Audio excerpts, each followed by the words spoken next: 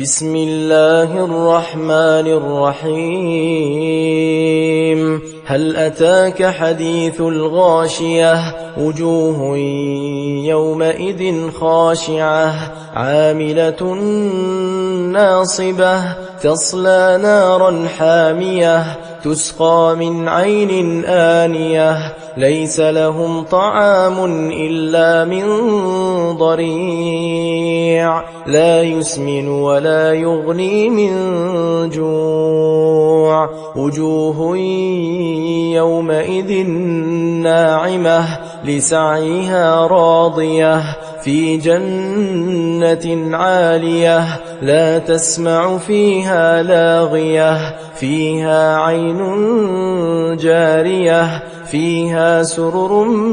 مرفوعة وأكواب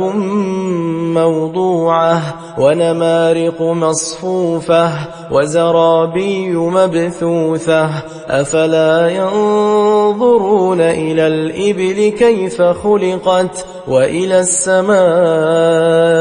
كيف رفعت وإلى الجبال كيف نصبت وإلى الأرض كيف سطحت فذكر إنما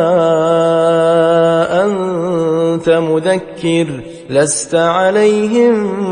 بمسيطر إلا من تولى وكفر فيعذبه الله العذاب الأكبر إن إلينا